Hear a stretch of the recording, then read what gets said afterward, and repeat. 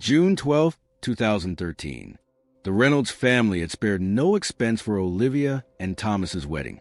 The historic lakeside manor was adorned with white roses and twinkling lights, overlooking the tranquil waters of Lake Champlain. Nearly 200 guests filled the venue, a mix of family members, college friends, and business associates of the bride's prominent father, Senator James Reynolds. Among the attendees was 8-year-old Madeline Cooper, the bride's cousin, dressed in a pale blue dress with satin ribbon in her blonde hair.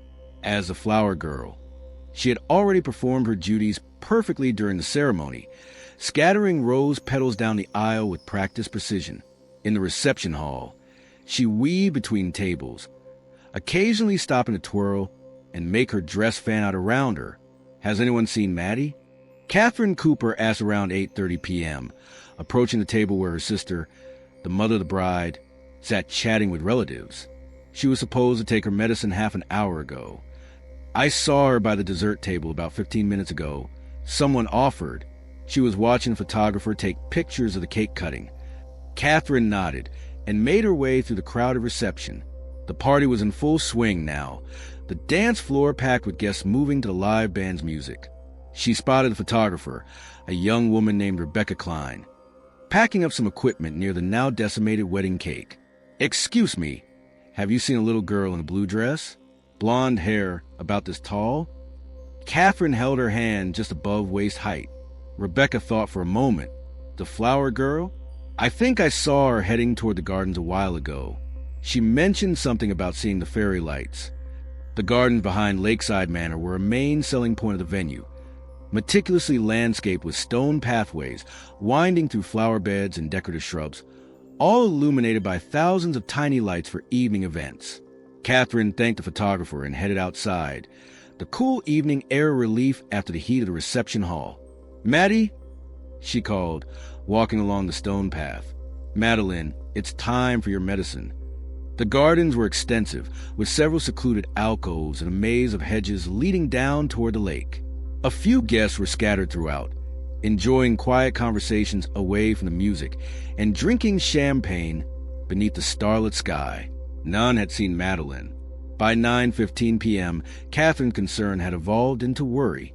She'd enlisted her husband, Michael, and several family members to search the entire venue. By 10 p.m., that worry had transformed into panic. Security guards from the venue joined the search, checking every room, closet, and bathroom in the manor. At 10:45 p.m., with Madeline still missing, someone finally called the police. By midnight, the wedding reception had become a crime scene. Guests were interviewed before being allowed to leave. The gardens were combed by officers with flashlights, and the calm waters of Lake Champlain were being searched by a patrol boat. Madeline Cooper had vanished without a trace in the midst of her cousin's wedding celebration, leaving behind only a single blue satin ribbon found on a path near the lake's edge. If you're still watching, it's because you feel it too. This isn't just a missing child case. It's a chilling mystery set against a backdrop of celebration, status, and silence. Before we go deeper, tap that subscribe button and turn on notifications so you never miss another investigation from Gone Cold. Every week, we unravel cases like this, stories that slip through the cracks but deserve to be told. And if you believe Maddie's story needs to reach more people, click the like button now. You'll help this video show up for others who might hold a missing piece of the truth. The days following Madeline's disappearance passed in a blur for the Cooper family. Police officers and FBI agents filled their home, asking the same questions repeatedly, examining photographs, and collecting DNA samples from Madeline's hairbrush and toothbrush. "She couldn't have just vanished," Michael Cooper insisted, his voice hoarse from lack of sleep. 200 people at that wedding, and no one saw anything? Detective Elena Ramirez, the lead investigator assigned the case, maintained a calm demeanor despite the father's growing frustration. "We're interviewing every guest, Mr. Cooper. Someone must have seen something. Children don't just disappear into thin air." But as the investigation progressed, that seemed to be exactly what had happened. The last confirmed sighting of Madeline was by the wedding photographer at approximately 8:15 p.m., when the child had mentioned wanting to see the fairy lights in the garden. After that, despite the crowd of guests, no one could definitively say they had seen the little girl. Security footage from Lakeside Manor was limited, covering only the main entrances and the parking lot. None of the cameras had captured Madeline leaving the property. The single blue ribbon found on the path near the lake had been confirmed as hers, but extensive searches of the water and surrounding grounds yielded nothing further. Two disturbing possibilities emerged. Either Madeline had somehow fallen into Lake Champlain and drowned, with her body swept away by currents, or the possibility that kept her parents awake at night. Someone had taken her. The investigation turned to the guest list. Were there any individuals with concerning backgrounds? Anyone who didn't belong? Each name was meticulously checked, but no obvious suspect emerged. The servers and staff were similarly investigated, but all had solid alibis or were constantly in sight of others during the critical time period. As weeks passed without a breakthrough, media interest intensified. Senator Reynolds used his influence to keep Madeline's case in the national spotlight, appearing on morning shows and news programs to plead for information. The reward for information leading to finding Madeline grew to $250,000. Rebecca Klein, the wedding photographer, submitted all her photographs and video footage to the police. Hundreds of images were scrutinized for any glimpse of Madeline or anything unusual in the background, but they revealed nothing helpful. 6 months after the disappearance, the active investigation began to slow. Detective Ramirez was assigned to other cases, though she promised the Coopers she would never consider Madeline's file closed. The FBI similarly scaled back their involvement, with no new leads to pursue. Catherine and Michael Cooper refused to give up hope. They established the Madeline Cooper Foundation, dedicated to helping find missing children and supporting their families. They appeared at events with Madeline's photo, age progressed by specialists to show how she might look as she grew older. Each year on the anniversary of her disappearance, they held a candlelight vigil at Lakeside Manor. But as the years passed, even their determined hope began to waver. The house remained filled with Madeline's things, her room untouched, her toys waiting for a return that seemed increasingly unlikely. Catherine found herself sometimes entering her daughter's room and sitting on the bed, trying to remember the sound of Madeline's laugh, terrified that her memories were beginning to fade. 5 years after the disappearance, Michael Cooper died of a heart attack, the constant stress and grief having taken a physical toll. Catherine was left alone with her foundation, her memories, and a mystery that seemed destined to remain unsolved. Chapter 3. The discovery, May 28, 2023. Rebecca Klein scrolled through her social media feed with her morning coffee, pausing when she saw a familiar name trending, hashtag Madeline Cooper 10 years. With a jolt, she realized tomorrow would mark exactly 10 years since the little girl had disappeared from the Reynolds wedding, a case that still haunted her professionally and personally. Now 42 and the owner of a successful photography studio in Burlington, Rebecca had photographed hundreds of weddings since that fateful day, but none had left the mark that the Reynolds wedding had. She had been interviewed multiple times by police and reporters over the years, had submitted all her materials as evidence, had even attended some of the annual vigils organized by the Cooper family. On impulse, Rebecca opened her archive hard drives and located the Reynolds wedding folder. She hadn't looked at these images in years, though she knew police had examined them exhaustively. What could she possibly see that trained investigators had missed? Still, something compelled her to look through them again. Perhaps it was the upcoming anniversary, or perhaps it was the persistent guilt she felt as the last person to have definitively seen Madeline before she vanished. Rebecca spent the morning reviewing the photographs methodically. She had taken over 2,000 images that day, capturing everything from pre-ceremony preparations to the last dance. Around noon, she moved on to the video footage, something she had shot less of as she had primarily been hired for photography. There was only about 40 minutes of video total, captured during key moments: the bride getting ready, the ceremony, the first dance, the cake cutting, and some candid moments from the reception. Rebecca watched it all at normal speed, then slowed down to examine background details. It was during a clip of the dance floor, about 20 minutes before Madeline was first noticed missing, that Rebecca saw something that made her heart stop. She rewound and played it again, then again at half speed. In the background, partially obscured by dancing guests, Madeline was visible for approximately 3 seconds.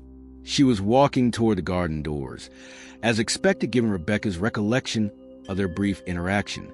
But what Rebecca hadn't noticed before, what apparently no one had noticed, was that Madeline wasn't alone. A man in a dark suit was bending down, speaking to her, his hand outstretched as if inviting her to take it.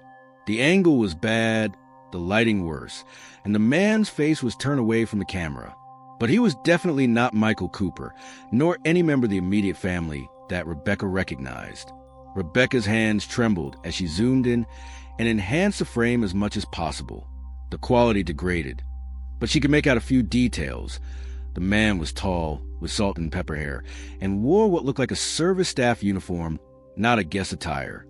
She checked the timestamp, 8:17 p.m., just minutes after she had spoken to Madeline, and about 15 minutes before Catherine Cooper had begun looking for her daughter. Rebecca picked up her phone and dialed a number she had kept in her contacts for 10 years. Detective Ramirez? This is Rebecca Klein, the photographer from the Reynolds wedding. I think I found something in my old footage. Something about Madeline Cooper. There was a pause on the other end of the line. After 10 years? Detective Ramirez's voice was skeptical, but attentive. What did you see? She wasn't alone when she went to Gardens. There was a man with her, someone dressed like staff. I can't believe I missed it. I can't believe we all missed it. Send me the footage immediately, Ramirez instructed, her tone now urgent. Don't share this with anyone else yet, especially not Catherine Cooper. We need to verify what you're seeing before we get our hopes up. Rebecca agreed and immediately prepared the files for transfer. As she waited for the upload to complete, she stared at the frozen frame on her screen. A little girl in a blue dress, a man in a dark suit, a moment captured by chance that might finally shed light on a decade-old mystery. For the first time in 10 years, someone had a new lead on what had happened to Madeline Cooper. The question now was whether it had come too late. Girl vanished at family wedding. 10 years later, photographer notices this in old footage chapter 4. The reopening detective Elena Ramirez had never truly let go of the Madeline Cooper case. When Rebecca Klein's video footage arrived, showing Madeline with an unidentified man before her disappearance, Ramirez immediately reopened the investigation. I need this enhanced, she told the forensic technician, pointing to the grainy figure beside Madeline. While the tech team worked, Ramirez and her new partner, Detective Torres, retrieved the staff list from Lakeside Manor. 27 employees had worked that night, all previously cleared during the original investigation. What about this one? Ramirez asked, pointing to a name she didn't recall. Martin Keegan, Auxiliary Maintenance. Torres checked the file. Last-minute addition. Called in for electrical issues in the garden lighting. Brief statement saying he fixed the lights and left around 7:30 p.m. No follow-up interview noted. That's before Madeline disappeared. But what if he didn't leave? The enhanced footage showed the man was tall, approximately 6 feet 2 inches, with broad shoulders, Caucasian, middle-aged, with a prominent nose, and a small scar near his right temple. Ramirez decided to inform Catherine Cooper about the development. 10 years of uncertainty was long enough. Catherine had aged well beyond her 52 years. Grief had turned her once blonde hair completely silver. The walls of her new, smaller home were covered with photographs of Madeline. You found something, Catherine said immediately. We might have, Ramirez confirmed. Madeline wasn't alone when she went to Gardens. She was with a man dressed as staff. They watched the video together. Catherine touched the screen, tracing her daughter's face. That's her dress. That's her ribbon. Does this mean someone took her? It's a strong possibility. We're checking all staff members, particularly anyone matching this man's description. Later, Torres reported on Martin Keegan. 58, lived in Plattsburgh, New York, minor criminal record, worked as a high school janitor for the past 8 years. Get me everything. Ramirez ordered. His address, routine, properties, financials. And let's get the Plattsburgh PD to watch him. Chapter 5. The suspect Martin Keegan lived in a small, ordinary bungalow in Plattsburgh. Ramirez and Torres observed from an unmarked car, waiting for him to return from his shift at the high school.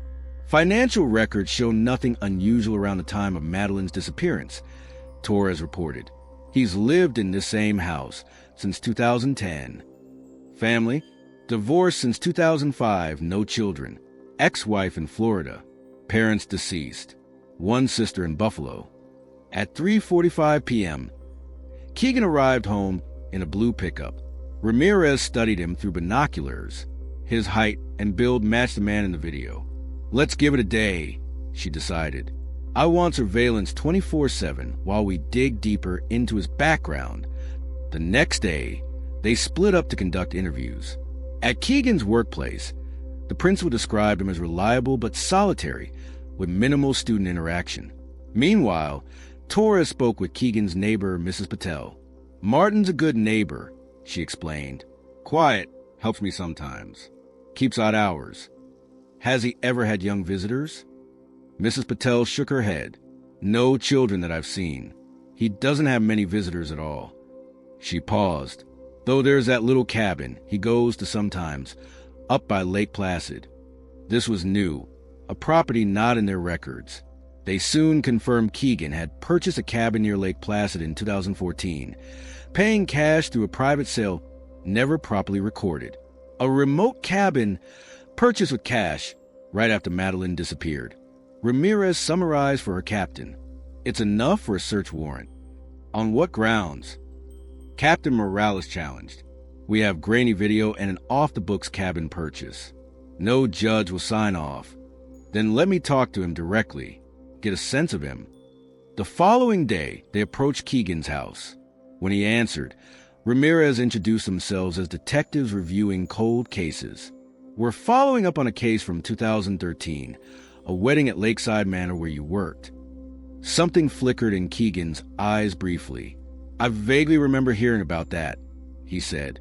Tragic situation. But I was only there briefly to fix lighting issues. I gave a statement.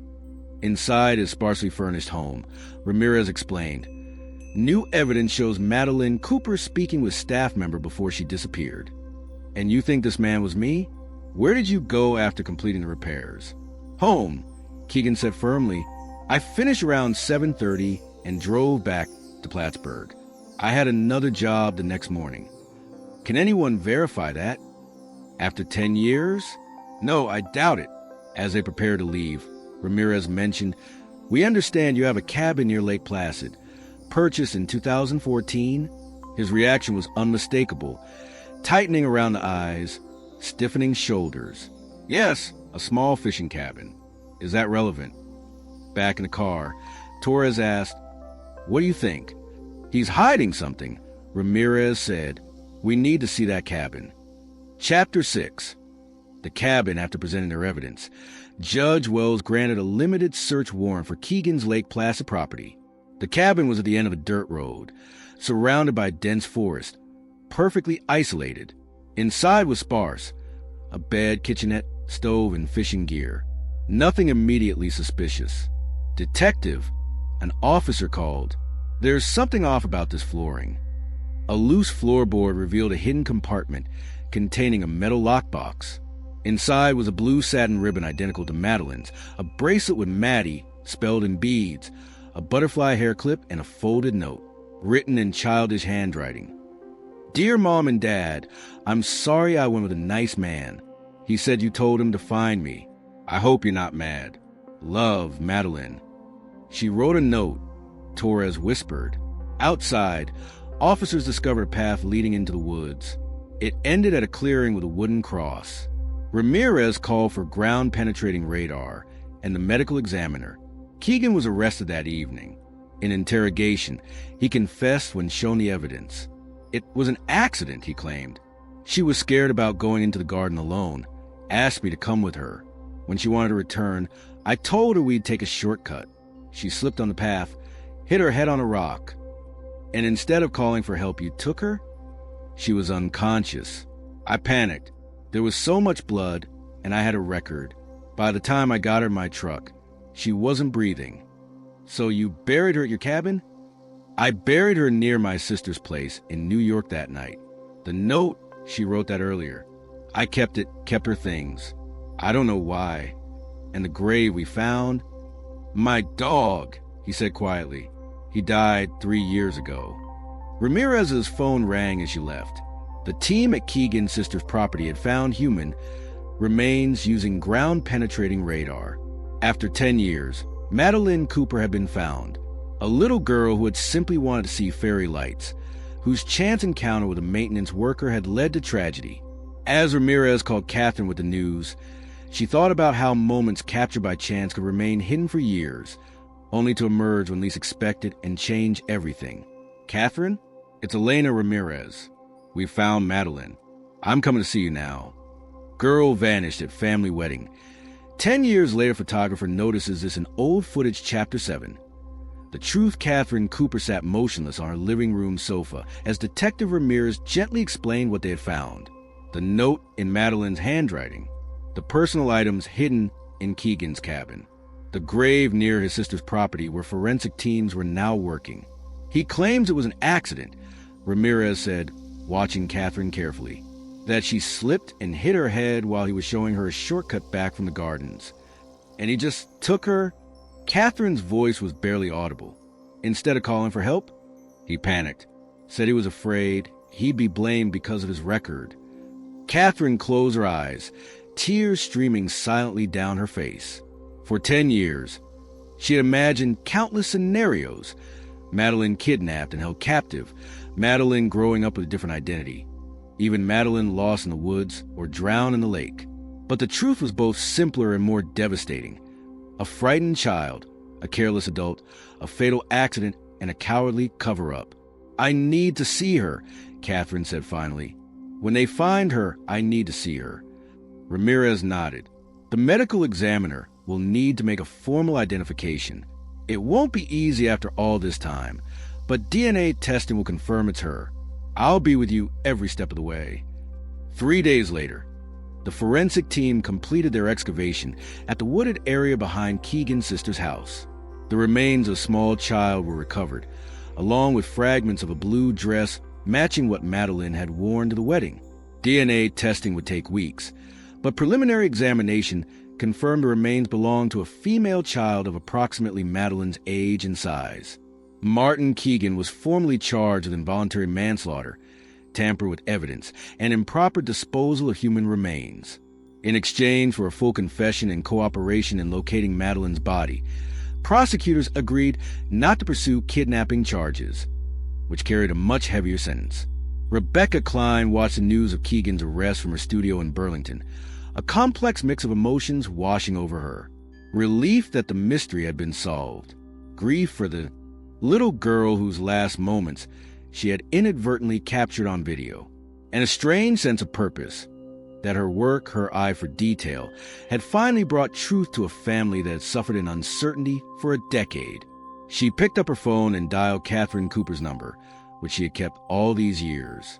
"Catherine, it's Rebecca Klein, the wedding photographer.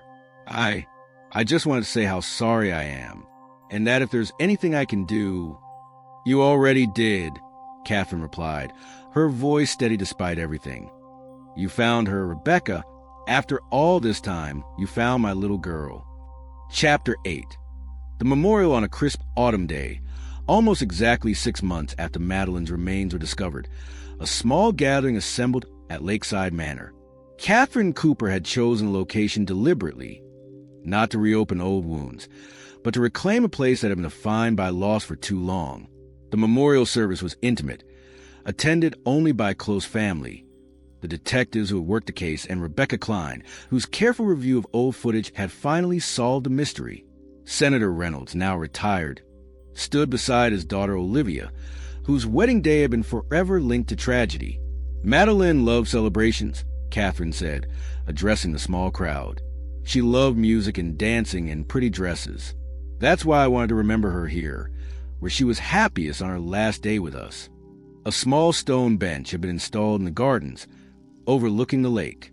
A bronze plaque bore Madeline's name, her dates, and a simple inscription: "Beloved daughter who found her way home."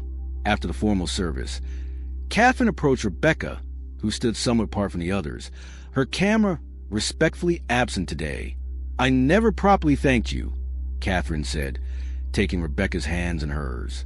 "Without you, we might never have known what happened to Madeline." "Rebecca," shook her head. I should have noticed something that night. Should have realized she wasn't alone when she went to the gardens. You couldn't have known. None of us could. Catherine squeezed Rebecca's hands gently. But you never forgot her. Even after all those years, you kept looking. That's a gift I can never repay. Later, as the gathering dispersed, Detective Ramirez found Catherine standing alone by the memorial bench, gazing out at the lake. It's a beautiful spot, Ramirez said, joining her. Peaceful. Catherine nodded. I used to hate this place. Couldn't bear to drive past it. Now, she trailed off, considering. Now it feels right somehow, coming full circle. How are you doing? Really, some days are harder than others, Catherine admitted. Knowing what happened doesn't erase 10 years of not knowing. But there's a certain peace in truth, even when it's painful. Ramirez understood. In her 30 years of police work, she had seen how uncertainty could torment families more deeply than even the harshest truth. Keegan's sentencing is next week, she reminded Catherine gently. I'll be there, Catherine said.